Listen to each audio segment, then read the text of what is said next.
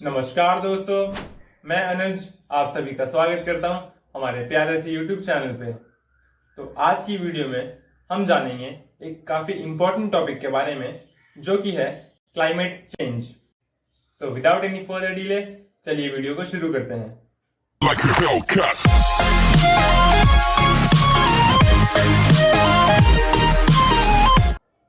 अब वीडियो में आगे बढ़ने से पहले हम दो इंपॉर्टेंट टर्म्स को समझ लेते हैं।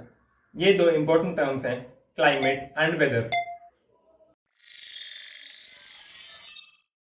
सबसे पहले हम वेदर को समझने की कोशिश करते हैं। अगर मैं वेदर को एक लाइन में डिफाइन करने की कोशिश करूं तो वो होगा change in our atmosphere over a short period of time. यानी कि हमारे एटमॉस्फेयर में जो भी चेंजेस होते हैं एक शॉर्ट पीरियड ऑफ टाइम में। अब ये टाइम पीरियड 1 मिनट से लेके कुछ महीनों तक का हो सकता है। अगर मैं वेदर को यानी कि जिसको हम हिंदी में मौसम भी बोलते हैं और आसान भाषा में समझाने की कोशिश करूं तो वेदर को एक्सप्लेन करने के लिए हम आम भाषा में कुछ टर्म्स यूज करते हैं, जैसे कि आज धूप बहुत ज्यादा है, आज बारिश बहुत ज्यादा हो रही है, आज हवा बहुत तेज चल रही है, आज आसमान में बादल छाए हुए हैं। तो ये सब टर्म्स हम वेदर यानी कि मौसम को एक्सप्लेन करने के लिए यूज करते हैं आम भाषा में। अब कुछ पैरामीटर्स जैसे कि temperature, visibility, wind speed, humidity, precipitation, ये सब वेदर के अंडर में आते हैं। अब मुझे आशा है कि आपको वेदर का मतलब समझ आ गया होगा। अब हम समझने की कोशिश करते हैं क्लाइमेट को। तो अब अगर मैं क्लाइमेट को एक लाइन में डिफाइन करने की कोशिश करूं तो वो होगा average weather of a place is called climate. या फिर हम इसको ऐसे भी समझ सकते हैं कि एक जगह का वेदर एक बहुत लंबे समय के लिए क्या रहता है।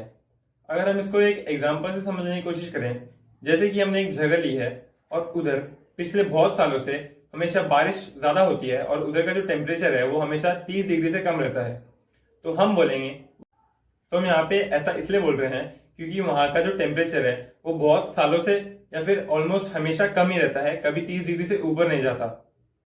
इससे हमें ये समझ आता है कि एक जगह का क्लाइमेट डे टू डे या फिर एक शॉर्ट पीरियड ऑफ टाइम में चेंज नहीं होता, वो एक लॉन्ग पीरियड ऑफ टाइम के लिए सेम रहता है। तो अब मुझे लगता है आपको वेदर और क्लाइमेट के बीच का डिफरेंस पता चल गया होगा। अब हम समझते हैं दूसरे इंपॉर्टेंट टर्म को जो कि हमारी वीडियो का टॉपिक भी है, क्लाइमेट चेंज। तो यहाँ पे क्लाइमेट चेंज का सिंपल मतलब है change in average temperature of a place. अब यहाँ पे अगर हम इसको एक एग्जाम्पल से समझने की कोशिश करें, जैसे कि हमने कोई एरिया लिया है और हमने उस एरिया का लास्ट 10 साल का अगर डेटा निकाला और हमें पता चला कि वहां का एवरेज टेम्परेचर 30 डिग्रीज है। फिर हमने वहां के नेक्स्ट 10 साल का डेटा निकाला और हमें पता चला कि वहां का एवरेज टेम्परेचर नेक्स्ट 10 साल में 31 डिग्रीज रिकॉर्ड हुआ है।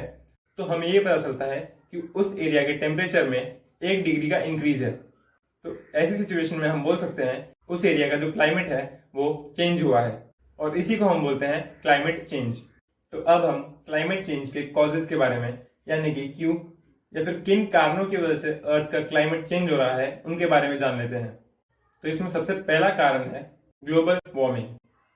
अब ग्लोबल वार्मिंग का सिंपल मतलब है चेंज इन या फिर increase in temperature of earth surface.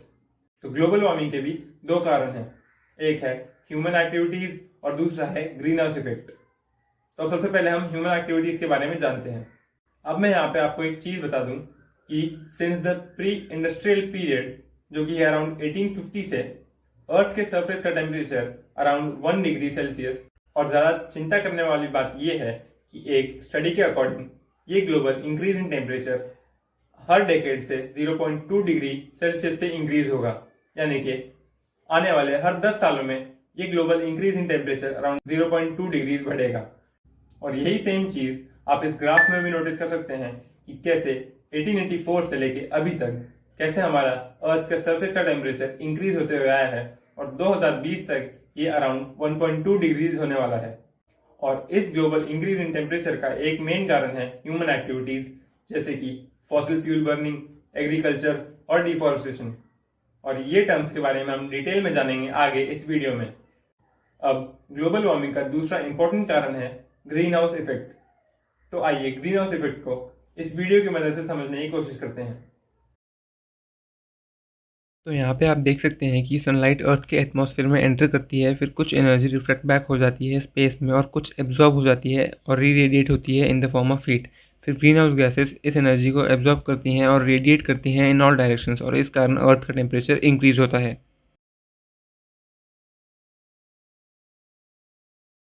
अब जैसे कि हमने ग्रीन हाउस इफेक्ट को जान लिया है, तो हम अब कुछ हार्मफुल ग्रीन हाउस गैसेस को भी जान लेते हैं। ये ग्रीन हाउस गैसेस हैं H2O in the form of water vapour, CH4 यानी कि मीथेन। अब यहाँ पे एक इंटरेस्टिंग बात ये है कि ग्रीन हाउस इफेक्ट एक नेचुरल प्रोसेस है, लेकिन प्रॉब्लम तब आती है जब ग्रीन हाउस गैसेस का कॉन्सेंट्रेशन एटमॉस्फेयर में बहुत ज्यादा बढ़ जाता है, और ये मेनली होता है ह्यूमन एक्टिविटीज की वजह से। और human activities like fossil fuel burning की वजह से ग्रीन हाउस गैसेस का कॉन्सेंट्रेशन एटमॉस्फेयर में बहुत ज्यादा बढ़ जाता है। और यही सेम चीज आप इस ग्राफ में भी ऑब्जर्व कर सकते हैं। ये डेटा कलेक्ट किया गया था माउना लाओ ऑब्जर्वेटरी के द्वारा, और इसमें आप साफ देख सकते हैं कि CO2 का कॉन्सेंट्रेशन इन ppm यानी कि पार्ट्स पर मिलियन 2005 में था 378 ppm, और यही CO2 का कॉन्सेंट्रेशन 2021 में पहुंच चुका है 416 ppm तक। तो यहाँ पे आप आसानी से समझ गए होंगे कि हमारे एटमॉस्फेयर में CO2 जो कि एक ग्रीन हाउस गैस है, उसका कॉन्सेंट्रेशन पिछले कुछ सालों से इंक्रीज हो रहा है। और इन दो फोटोज में भी आप देख सकते हो, एक फोटो काफी पुरानी है जिसमें CO2 का लेवल हमारे एटमॉस्फेयर में काफी कम है, और एक रीसेंट फोटो आप देख सकते हैं क्लियरली कि CO2 का कॉन्सेंट्रेशन हमारे एटमॉस्फेयर में कितना बढ़ चुका है। अब हम एक दूसरी ह्यूमन एक्टिविटी को समझने की कोशिश करते हैं, जो कि है डिफॉरेस्टेशन। अब यहाँ पे अकॉर्डिंग टू FAO, अर्थ का टोटल लैंड एरिया में से अप्रोक्सीमेटली 31% लैंड एरिया फॉरेस्ट से कवर्ड है, और 38% लैंड एरिया एग्रीकल्चर के लिए यूज होता है। और इस ग्राफ में भी आप देख सकते हो कि पिछले कुछ डेकेड से एग्रीकल्चर का एरिया हमेशा इंक्रीज होते हुए आया है, जिसके कारण फॉरेस्ट का एरिया हमेशा डिक्रीज होते हुए आया है। अब हम यहाँ पे एक तीसरा एस्पेक्ट भी डिस्कस कर लेते हैं, जो कि है सोलार एंड वॉल्केनिक एक्टिविटी। तो बहुत से लोग सन को ब्लेम करते हैं अर्थ पे हो रही ग्लोबल वार्मिंग के लिए, और यहाँ तक कि एक फेमस साइंटिफिक जर्नल जिसका नाम है साइंटिफिक रिपोर्ट्स ने 2019 में एक रिपोर्ट पब्लिश की थी, जिसमें उन्होंने ये बताया था कि अर्थ और सन के बीच में लगातार डिस्टेंस कम होने की वजह से अर्थ पे ग्लोबल वार्मिंग ज्यादा हो रही है। हालांकि काफी क्रिटिसिज्म के बाद उनको अपनी ये रिपोर्ट वापस लेनी पड़ी थी, लेकिन नासा ने इसे साफ मना कर दिया। नासा ने कहा कि 1978 से उनके कई सैटेलाइट्स के इंस्ट्रूमेंट इस डेटा को कलेक्ट करने में लगे हैं कि क्या सन की वजह से अर्थ पे ग्लोबल वार्मिंग ज्यादा हो रही है। और जब डेटा निकल के आया तो नासा के साइंटिस्ट ने साफ मना कर दिया कि सन की वजह से अर्थ पे ग्लोबल वार्मिंग नहीं हो रही है। हालांकि वॉल्केनिक एक्टिविटीज के केस में ये सिनेरियो थोड़ा सा अलग है।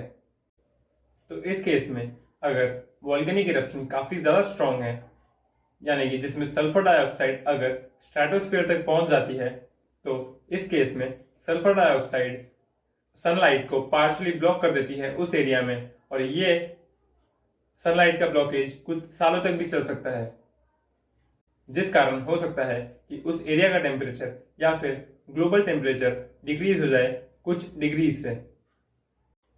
और ऐसा ही एक बार हुआ था 1816 में, और उस ईयर को बोला जाता है ईयर विदाउट अ समर। तो उस टाइम एक्चुअली में हुआ ये था कि 1815 में माउंट तंबोरा के वॉल्केनिक इरप्शन की वजह से सल्फर डाइऑक्साइड स्ट्रेटोस्फीयर तक पहुंच गई थी, जिसकी वजह से 0.4 डिग्री से लेकर 0.7 डिग्री तक टेम्परेचर ग्लोबली डिक्रीज हुआ था उस टाइम। और एक स्टडी के अकॉर्डिंग 1816 को पिछले 250 ईयर्स में सबसे कोल्डेस्ट ईयर माना जाता है, और इस इंसिडेंट में अराउंड 90,000 लोगों की डेथ हुई थी। कुछ स्टडीज ये भी शो करती हैं कि इंडस्ट्रियल एरा से लेके अभी तक वॉल्केनिक एक्टिविटी का ग्लोबल टेम्परेचर पे ना के बराबर असर है,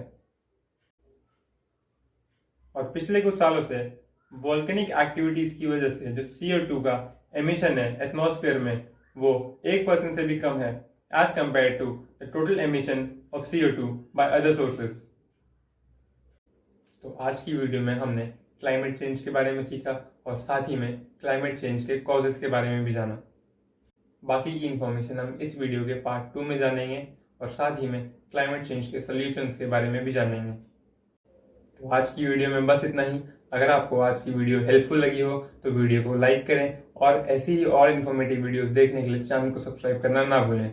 मैं मिलूंगा आपसे इस वीडियो के पार्ट 2 में, यानी कि क्लाइमेट चेंज पार्ट 2 में। धन्यवाद। Like a Hellcat.